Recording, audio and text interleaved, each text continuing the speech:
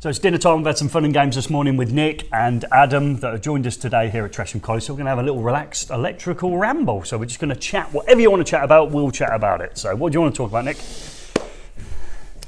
I want to talk about what you want to talk about. Okay, impending podcast. So I tried to delve around it before. Your channel's doing brilliantly, depending on when you're watching it. Nick Bundy's YouTube channel is crashing along, so I recommend you go and subscribe to that channel. Now, on top of that, I think podcasts are quite popular at the minute, and I think you're the sort of person that'd be really good at podcasts. Have you got any details for us on podcasting? Yeah, right. Okay, so I did the Electrician Guide to Everything podcast. Yes. Got on there with them, like I mentioned before. Had a great time. Got quite friendly with Sam and Rick. Lovely guys. Very, very nice guys. One thing led to another, and hopefully, me and Mr. David Savoury are doing a podcast together. And is that David Savoury because that's the level of relationship you have with Dav Sav? Okay, in order to say you're fully... Davo Savo. Yeah, okay. No, when they came in, his name is David. That's why I call him Dave. Yes. Why do you call him Dave? Well, because his name's David. Yes. So there we go then. So that news is that potentially by the time this one drops, I'm going to hold it. So yes. it should have happened. If it's going to happen, it will have happened. Yes. And we will be listening to a podcast, which is you and Dave. Yes. Vid Savoury. Okay. Vid Savoury. I can't give away any names yet, just in case does change. But it should be. We've got 6 episodes to do. Right. So we're going to start filming them very soon. We've obviously put bullet points down, talking points. We want to do it in the sense of branch out a little bit, get out of our. Obviously, Dave's on YouTube for a couple of years. We love him to bits. He's great at doing it. Comedy gold. I'm new to it. Being his age and my age was a good gap. And father son. Yeah, exactly. Yeah, I like it. Yeah, swing high, swing low. So he's got a lot of talking points. He's very technical minded. He knows his stuff. He's very technical. Yeah. I, on the other hand, am not. So we should go really well together. I've got a similar partnership with a bloke called Joe. Oh, yeah. Right. So very technical, very clever. Yeah. Then there's me. So you've got the same relationship now with Dav Sav. So I think it will work well. We've spoke several times on the phone. We spoke obviously at a few different events. We met at eFIXX. We met at the award ceremony with James Beck. We got on like a house on fire, and it's almost like having a chat with your fun drunk uncle. That's what I see him as, sort of thing. He's such a laugh, just to be around, and he brings it out of you. He really does. So hopefully it's going to go well. We can do episodes, and hopefully it leads on to some more. Okay. So we'll sort of open the market up for ourselves of getting around everyone a bit. And is that going to be in collaboration with Ricky and Sam's channel, or are you going to set your own channel up? It'll be our own channel. It's going to be run by myself, I think, from the way it's being talked about. Because Sam and Rick have more than enough of their own stuff to get on with. Full-time job, kids, their own podcast. Yes, I've got their YouTube to do myself, and so does Dave, but... we can always find time between the two of us to bounce off each other. So have a little chat. Yeah, so I'm looking forward to it. Hopefully it'll go well. Hopefully people will watch. And so we've got the audience to reach out on YouTube and say, this is what we're doing. Go across and have a listen. So if it's not very good, we'll soon find out. I've got a feeling that anything connected with David Savoury is going to be worth tuning into. I'll just sit listen to him for an hour and just giggle in the background. It'll be fine. And I'll tell you, you'll be doing in 2 different locations, effectively Skyping each other or doing something on that form. Yeah, okay. So you won't be sitting there. You'll hear the cans open. You won't be joining in on the drinking of the beverage. Well, I might too, depending if the kids are in bed. So you'll get a bit more out of me if I've had a bit to drink as well. So 6 episodes planned. Obviously, are they themed, these episodes? Not of yet, I don't think. We've just got a bullet point. Obviously, we need to do the first one. We need to introduce ourselves if people are new to it, which I wouldn't have thought so. I think anyone watching it will already know who one of us is. So going from that, it's I think the first few topics, how you got into the business. I don't want to go into it in the fact of like we've both done. How did you become an electrician? Why are you an electrician? Yep. Through several different platforms, but delve into it a bit deeper, a few more personal questions, because we can do whatever we want on a podcast to a degree. I could sit there naked, but you can't tell. Okay, so on that bombshell, everyone's just left us now and hoping that they're overlooking for these podcasts. So, okay, so they're coming. We've been promised, hopefully they're out there, we've been promised a series of 6 of those, and that's good. So, and David's involved as well. So that's something to really look forward to. You're a family man, okay, and all the rest of it. Family's really important to you. So with that in mind, was the drive for the YouTube channel to have maybe a second income, or has that just been a little bit of a bonus? Because I've got a couple of kids of my own. They're not very cheap to own, okay, and they seem to be permanent as well. Yes, I was hoping, well, I won't say what I was going to say. The whole idea behind it, like I've said before, I think on the podcast to some Rick, I used to watch the guys constantly on YouTube, only for not for that long, about 3 months sort of thing. I picked it up, never knew it was a thing or it existed. Nope. Come across it on Facebook, saw, I think it was Chris's videos. Someone shared it on one of the Electrician forums. I watched into it, and then I ended up dropping into the rabbit hole of YouTube and never left. Sort of watched video after video after video. So were you not a big watcher of YouTube before you stumbled into it then? Not really, no. I personally, as daft as this sounds, I used to watch YouTube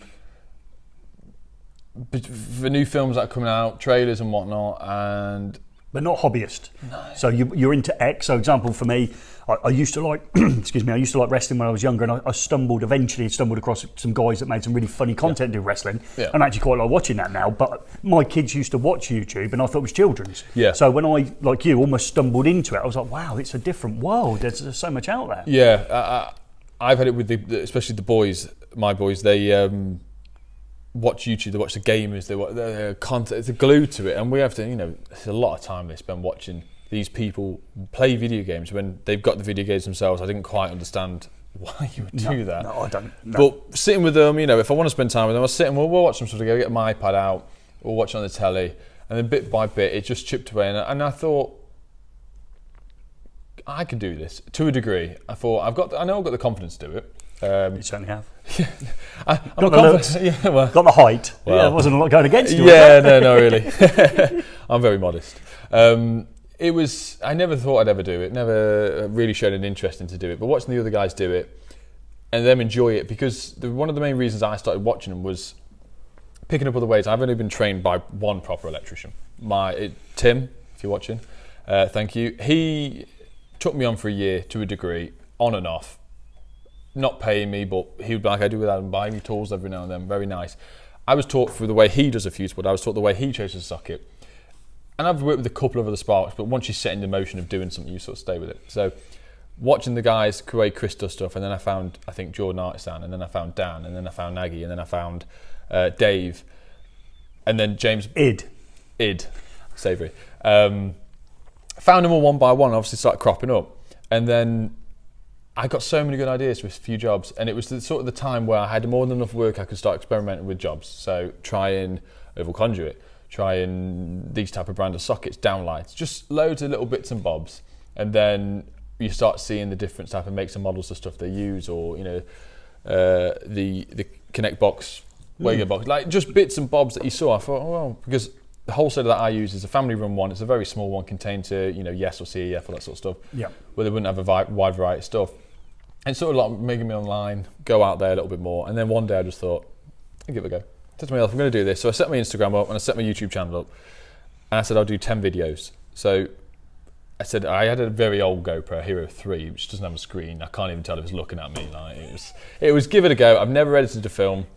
I've never spoken to a camera properly. I've never done anything like it. I completely outside my comfort zone. So personally, just go with that. We did the same. So that's a perfect platform. Yeah. Having no experience of shooting anything, editing anything, to send yourself onto YouTube and start producing video content. I think that's the template most people should go with. Pretty much, yeah. I didn't have, like I said, any experience whatsoever, and I think you do notice in the first few videos, to be honest. It's looking back, I will never delete. 70 for me. Yeah, I will never delete my first couple of videos because I've looked through the other guys' ones and there's no opening one, there's no original one where I could sort of look back and see where they started. But I had this first video all planned out. I recorded, hi, my name's Nick, this is what I'm doing, I'm going to start this off and whatnot. And I messed it all up, so in editing process, I just deleted half of it, and I just started halfway through a job, so that's my first video. But the way I'm talking, because I do mumble. When I get onto a bit of a rant, I mumble or I go quiet, pretty much like him. And I was like, oh, okay. So you can see me speaking really clearly straight into the camera. Right, yeah. Not being yourself, probably. Yeah. Yeah, and then the next one was a little bit more me-ish, but still my voice wasn't like me as such. Obviously, you need to get used to listening to your own voice back on the camera because that's just not very common for people. That's the edit, terrible editing. Yeah. Like, let's go and watch myself for 20 minutes and cut out all the bad bits. The last thing I want to do is that. So having to listen to myself constantly, but then not only listening to myself, but then my family in the background also listening to me while I'm editing it with the kids running around in my other half. And I think my very first one, I said with the very first video, I said, I will do it, I will edit it as best I can. There was no intro, there was no like proper, like my logo intro or anything like that. I think it was a picture of my van, what I was going to do. Badly edited it, but enough that people would go, oh, I can see what he's doing with the job. You know, he's sort of run through this, that from A to B. And I said, I'm going to put it on the TV and I'm going to get my family to watch it. I said, if they cringe, then I'm not going to be too happy. But if I then cringe watching them watch my video, I won't be happy. We watched it all. They were like, yeah, it was really good, really impressed. And I was sat there going, yeah, I'm all right with that. Yeah. And then that's when I'll put it up. And then I recorded the next one, put that one up, and I was getting, I remember being ecstatic at 100 views. Like I was. There's nothing wrong with getting 100 views. Oh. Anyone who starts, and some of my younger lads have started those up, and I say 100 views is great. Yeah. You know, getting to 50 subscribers is amazing. You mean it's just over the those world, people have come along and watched your content and want some more. But yes, then I got to 4 or 5, and I thought, yeah, I'm enjoying this, and I'm sort of getting more confidence. Each video you can see gaining a bit more. But this is when I spoke to my brother, who's very into his IT, likes his job, and so I said, can you give me a bit of a hand? Intro, this sort of stuff. That's when we got the intro put in. Found out how to put music on the tracks, and edit the sound a little bit. And it's sort of coming together. He's a bit more professional, a bit more. But I'm a great believer in it has to be a balance. So you go onto YouTube yourself, you expect to watch a certain way a video is produced. Yes. And I think if you go mega polished, actually people get turned off by It's that. It's like, annoying. well, hang on a minute. That doesn't I've feel gone real. for the content, not grit. for the magic behind. Yeah, absolutely. And it just sort of balanced out. And I think it got to, because it went hand in hand with my Instagram. I said at the same time, I thought you can't have a YouTube channel and not an Instagram account. Personally, because then you can send one to the other. Absolutely, yeah. So I started putting some work on Instagram, couple hundred subscribers sort of thing, usual. And then one day, I think I was on, because once I got up to 100 subscribers, because I had the notifications turned on, so every subscriber I got an email. Yeah. Which became very annoying. But that's the good moment. Yes, so I'd get them through, and then my other half Soph would get absolutely irate with me, because throughout the weekend I'd have come up into her ear and gone, got another one. This Got is another so subscriber. familiar. And she just, in the end, she just said lots of words I cannot repeat on camera. So I ended up just turning the emails off and going, I would just look every now and then. And I think it got to 950. Oh, then you started refresh. Yes. Yeah, you want to see that 1,000. Yeah. And it was Chris from CJR. He messaged me through Instagram and said, I've seen your stuff. Like, I think I messaged him once before, asked him about his video, and he replied straight away. He was really nice guy. Bloke. And he turned around and went, and he put an Instagram post up for me and said, get this guy to 1,000 views and minutes. Yeah. I was like, and I got 1,000, sorry, not 1,000 views, 1,000 subscribers. We know what you meant. And it was just like, as if 1,000 people want to watch me mumble and point at things. And then it just, as soon as that happened, it just sort of went up and up and up and up and up to a point where I know I could put a video on. I know I can get 10,000 views in 48 hours. Which is which is crazy. It's incredible, isn't it? It's Crazy. absolutely incredible. Credit for a number of reasons. The appetite's out there for that type of content, which is lovely to see, and that actually, you've got that audience connection. So you've got actually more views at the moment than you have subscribers. Yeah. That will flip flop eventually. So you'll go the other way eventually when you've got X amount. And you did check your analytics once, and and I don't ever trust. Is it Social Blade? Social Blade. Yeah, it said within a fortnight you'd be 1 million or something, didn't it? Yeah. So when we saw each other at was it eFIXX, wasn't it? With eFIXX Live Feed. Yeah. Who was the fastest electrician in the room? Okay. Me. Yeah, it was. Yeah. So you won the race wall there. So good night that was. I really enjoyed it. A lot of nice people there as well. There was some nice people there. Yeah. One thing that was surprising was Zappy. Yeah, good. the EV charging point from Zappy. Have you fitted any EV charging points? No, I've just done the course. Just waiting Did you do for the my Zappy stuff to one? come back. No. Don't mention the other ones, did you? No, I can't say it. I did the training to be done for AMAKE. Yeah, it's qualified in it, so then I can start go across and doing their own courses for, what was it, half-day course? Yeah, people always say, oh, it's a mystery item screwed to the wall. We'll come back to your mystery item screwed to the wall, but it's an electric shower. That's all I say. Well, you're taking a 6mm cable to 3 connections, and it's got a digital panel like a very fancy shower would have on it. What's the problem? I just don't think people are like mystified by this EV charging point. It's a shower. I was explaining to you on the way here in the van, wasn't I? We have done that many sheds or garages or hot tubs throughout the years where it is exactly the same principle, other than if it requires an earth spike, you then put an earth spike in. There really isn't much to it other than, you've got your conductive your 2 different earthing systems where you can't turn around and have selective touching. Which is sort of metal light fitting outside, be able to touch the car. You've got to think about those sort of things. Yeah. So other than that, there's not much to it. But then you've got to test it and obviously do. But the complicated thing, which I never knew about, is when you're going to install one, you need to check obviously what the rating is of their maximum demand, possibly if you can find out what the main fuse is. Because and they default you to 60 amps, don't they? They default you to 60 amps So now. it says 100 and they go, well, you can't prove it's got 100 in it. So well, unless you go in there, but I don't do it. The only way to do it is ring the DNO up and ask them. If not, they will come and check. But if you're having an EV charging point, you've then got to have 100 amp put in. On top of that, you need to notify them in advance if it's above a certain number. If it's 13... Oh, you're doing the KVA? Yeah. Right? 60 amps. I think it's 13.8. Yeah. KVA. But no, if your maximum demand calculation is under 60 amps, you notify them within 28 days. Yes. If it's over 60 amps, you notify them beforehand.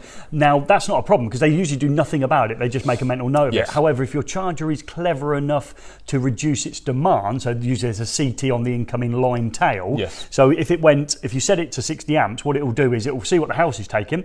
And let's say everything was on in the house, it was a hungry electrical installation, and the EV charging point was drawing 7 kilowatts, it would actually bring itself down so it would never send it over 60. Right. Now, the installation itself could go over 60, but the EV charging point wouldn't be the thing that pulled it over 60. Sure. I think, it sounds clever. It's a CT. It's a CT on the tail. Yeah, so... I can't remember where we're going with that, but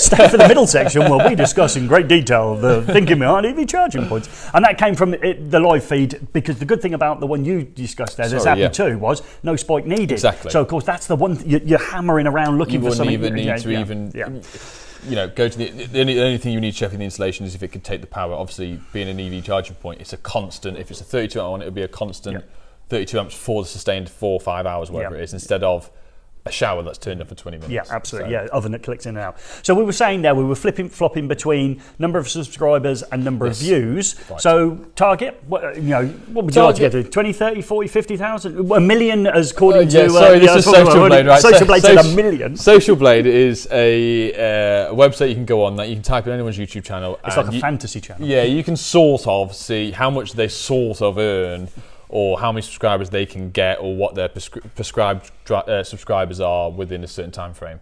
When I put about 3 or 4 videos out that got a lot of good views, I looked at it and it said, and I'm not gonna lie, I compared it to mine and to every other electrical YouTubers at the time, and they were hitting out at good. In 5 years' time, it was saying they've got a good number.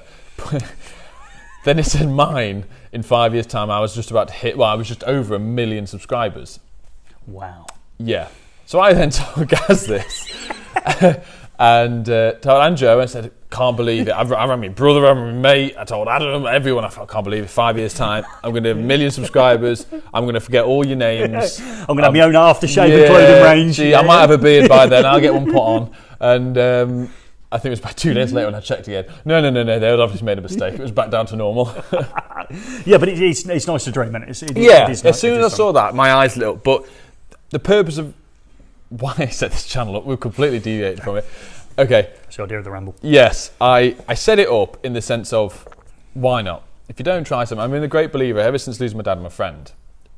It hit home a lot. I said, I realised life is too short. As long as, I know that's very cliche with a lot of people that would say that, but from losing my friend at a stupid age, really, and then my dad, at not an old age whatsoever, you enjoy everything you can. If you want to do something, you go out, you try it. You don't like it, you don't do it. If you try something, you succeed or you enjoy it, carry on doing it. Or you can say, yeah, I can do that again, I can try something new. I'm always trying to do new things. So when this cropped up, I thought, I'm going to try this. If it doesn't work for 10 videos, I've tried it. Yeah, give it a try. That's it. They'll still be there. Like my brother said, you could put 10 videos out and it sit there for a year, no one watches it, and all of a sudden, boom, it hits off. And I was like, well, we can see. So I did 10 videos and it caught on. And quickly. I said to my other half, when I got to about 5 videos, and I said, if I get to 10 videos, I'm enjoying it, I'm going to treat myself, I'm going to buy myself a new GoPro. Right, okay. So that was that. And did you get the 8? Because you're no, is that the it come out just is before. that the 7? Yeah. Your still thing on that is unreal. It's got hyper. And they're quite cheap now, so I'm tempted. Yeah, I'll get them out the van in a bit. Oh, right, we'll have a look at that. Yeah, we'll do that. I'd love a look at your GoPro. I thought when I get to 10, if it's making an income, because obviously you need to get for monetization. It's easy for you to say. Yes, you need to get 1,000 subscribers and then 250,000 watch hours. Minutes watched. So 4,000. Yeah, 4,000 watched hours. Is that right? Yeah. Yeah. Combined amount of the more videos you get out there, which are longer, the more people that view them, it's a lot easier to hit it. But I was speaking to a few of them. You did record breaking talk. Yeah, I spoke to a few of them because by then I got into about 10. I was already speaking to like Chris. I think Jordan has spoke to me a little bit. But don't you find, just interjecting there, because this is a really good thing, don't you find all the other people doing the same things that you are, and I'm on the periphery because I just get to jump in on all of you. Everybody wants to help everyone. Yeah, it's not that you're all of a sudden you're a threat and I don't want to help you. Yeah. I've spoke to Jordan, I spoke to you, I spoke to Dan, everyone just pick tips, advice, or rest. Exactly. You think they're lush, aren't they? Yeah, it's just great. I've got. Is that an electrician thing, or do you think that's a YouTube thing? I would say electrician thing from what I've said on a few videos before. Around my area in Stafford, there's about 26 sparks. To be honest, there's a lot of us. Some a bit younger than me, most of them like older than me. Well, one guy just started off from the village I'm from. He's a couple of years younger than me, and he just had enough of his boss because he wasn't the nicest person in the world, and just settled by himself. And Does that sound familiar, Adam? Yeah. And I just said to him, he actually lived 2 roads away from my mum's house, and I just said to him the other week before Christmas, I rang him and said, "Is there anything you need, anything you want? If I have any smaller jobs that I can't get to, I'll pass them across to you." Like build up, because it's the way forward. And I would appreciate it when people did it to me when I first started off. But then all the other sparks from Stafford, we all bump into each other at the same wholesaler. There's only 2 wholesalers really, or 3, but around the area. So you bump into them, we all know each other. And before even YouTube, I had 15 of them in my phone. Like if I needed a hand, or have you got this breaker? Have you got that? And it was a good circle to a degree. I don't know if it was just me that had 15 other people's numbers and they just had mine, or they had everyone else's. I don't know. I don't know if it's just my personality where I can go, be cheeky enough and just go, give me a number. Yeah, well, we're all there. I'm there to help everyone else out as much as to help myself out to a degree with work. You need a bit of a community if you're something like that. The more people, the better. That's it. But then when it comes to YouTube, everyone started reaching out to me. So I spoke to Chris originally, then Chris helped me out. And I think Jordan messaged me. Dave, I remember this one day. Dave, Id. I messaged him on one of his videos before I started up, and I said, "I'm looking to do this. Is there any advice you give me?" Can you repeat any of it? Yeah. Okay. And believe it or not, I'd put comments on other people's stuff before, but looking back at it now, back then, if it's like this, it's me going on PewDiePie's, like the top YouTuber ever. Yeah, you would never get a reply back. No. And you wouldn't. I just didn't expect it. And within 5 minutes, David messaged me back and said, "Id," messaged me back and said, "Yeah, go for it, mate." He said, "It's very enjoyable, but you just understand that there's going to be people out there that want to say horrible things to you." I find that hard. Along that, and to be honest with you, when I first started, I did the first 4 or 5 videos I did. Some people would just someone left a comment and they called me every name under the sun because I left meter tails exposed. The double insulated video still on there. We can show you it. They came through a wall into the bottom of a board, and there was about 600 mil of the meter tails. Yeah. And he ripped me a new one because there was no conduit and no protection around it. Okay. There's no regulation to it. I'm struggling to see what he's got in mind. And it got to me so bad. I remember sitting in bed thinking about it, and I started second guessing my work, then second guessing videos. Right. And then I ended up having to just delete, because I don't actually delete anyone's comment. I had to delete and remove his comment because I kept looking back at it. But then the nice thing was, he'd then comment on other people's posts saying, oh, they used to want to put, oh, that's a really good job, really impressed with your install. And then he'd go, are you having a laugh? You're a terrible electrician as well if you agree with this guy. Ah, right, okay. So but then everyone started fighting him back. And this is the thing I've got now. You get one troll or one person that puts a stupid comment. I understandably, if I do something wrong and someone picks me up on it, fine. But I try to be as thorough as I can with videos of not putting any incorrect information out there. Yeah. And if I do, I will then mention it in another video. I don't think I've done one to date, but when someone puts something in there, everyone else claws together and says and defends it, so that is really nice. Yeah, and you know, no one's going to get to this part of the video, maybe because you're in it, am I? But just on GSH, we can't leave anything that's almost foul and abusive. I know YouTube take them down, but because we're a college, if a parent goes on to look at a video and it's got something saying their opinion of me, normally, I have to delete it. So some people have said to me, well, you know, you delete or block. If you swore on there, I've got no choice. I mean, it's a college channel. Yeah, people don't understand. If you write one swear word in any comment, it automatically filters out for us to be reviewed. Yeah. And I've gone there before, not checked it for 6 months, and gone in there and gone, there was only like 3, with people going, that's really good install. Yeah. And as much as you'd like that on there, you can't put swear words in the comments. Absolutely. So that's the way it is. Absolutely not. So moving forward, we're going to summarise where we've got to. Moving forward, we believe that Adam's going to be with you from September. Yeah, okay. We're probably hoping that I'm going to leave this long enough that there'll be a podcast series that people can jump over to. And if they haven't already found Nick Bundy's YouTube channel and his Instagram page, well, you're mad and you've got to this point, and I would like to think that you've just nipped off to make sure you've gone and subscribed to both of those, because I'm following both of them on Instagram. I do like a bit of Instagram as well. I didn't think I ever would as well. I do like following people on Instagram. I try and put as bits on as interesting things, because there's no point in me putting pictures of it. I've just put the socket on, like some people do. It's not interesting. You put something on that you think people are going to enjoy, but not flood the market with it. But I'm on Twitter. I just can't get on with Twitter. I'm avoiding Twitter. I get a lot of hate on Twitter. I'm too old for this. So we'd like to thank, we've got Adam off camera and he's going to be in some of the videos. For him to come along as well, he had to take a day of his life where he could have been sitting at home playing a games console, yet he's come along with Nick for us today. So we'd like to thank you, Nick, for coming along for that. Thank you very much. Yeah, we really appreciate it.